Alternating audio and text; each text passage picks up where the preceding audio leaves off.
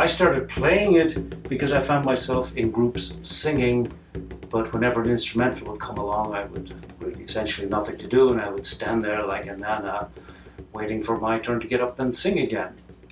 On a trip out to California, I was in the Plan of the Stars, and I met a guy there called Dave McCort, who came in with a bodhran, and I'd been looking for a bodhran for a long time, though actually at the time I had really no idea how to play it other than that you beat it with a stick. I'd seen it a lot in my time, but I never really paid any attention to how you played it. I bought a bodhran from Dave McCort, a bodhran that later saved my life. I was carrying it, the bag over my shoulder and the strap of the bag through the frame, through the struts in the back of the bodhran. I got hit by a car and skidded some 50 feet or something along the road on top of this bodhran. The cop said I should have been dead, that's what the report said, but I really had very little memory of what had happened, only that I'd gotten off the bus, I was crossing the street, and I woke up in an ambulance. I was taken to court for that, myself in fact, another pedestrian that was hit. And I remember before going in to see the judge, sitting down with the city attorney in Boulder and discussing this, and then he said, well, I tell you what, if you promise never to do it again, we'll just forget about the whole thing and I'll let you off. And I said, fair enough, and I've never done it again either. McCort's bodhrans were really, really nice bodhrans. Wonderful workmanship. He used tanned heads, which is very unusual and very hard to replace when you had a problem with your tanned head. And he did a lot of very nice woodwork. This is a Hawaiian koa, newly skinned by me, with extra bits and pieces put on by Bob Ross. A bit like the family axe. It's kind of, 2 new heads and 3 new handles, but it's still the same axe. This is kind of basically just the rims now, or McCort, but I'm very fond of the lovely work. The next bodhran that I got was a guy called Frank Lewis. Frank Lewis from the north of England. He actually was a technician at the University of Lancaster when I was a student there, though I never met him at the time. And his bodhrans are characterized by, in fact, 5 struts here at the back. This is one that he made that's adjustable with a cam system that you can twist. And by twisting these cams, they will push the tuning ring in. It's kind of like a Nautilus-shaped cam. So that the further you twist it, the further in the tuning ring will go.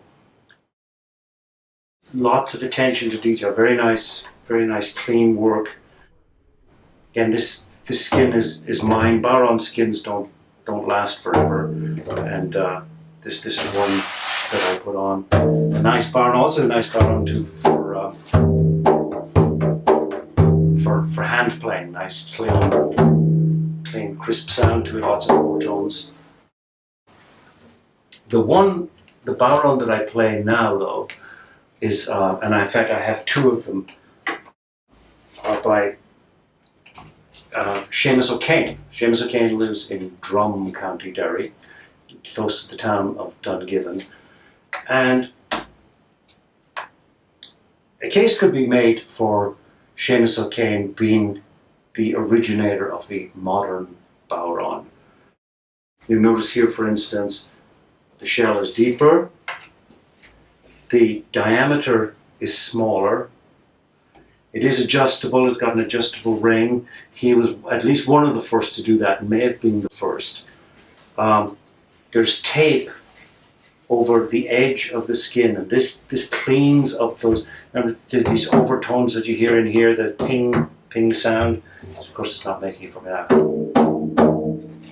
On something, when you put this tape on here, it takes a lot of that ping out of it. The skin is really where the big difference is. He makes his bodhrans with old lambeg skins, and lambeg drums are these large, like 4 feet in diameter drums that are played in the north of Ireland, they're mostly kind of a ceremonial drum. They use goat skin for the head, but the skin is pared down until it's really very thin and very responsive. Therefore, it's very responsive to your left hand. So if you take the struts out of the bodhran and you have your left hand, and you can use that, and then play it with the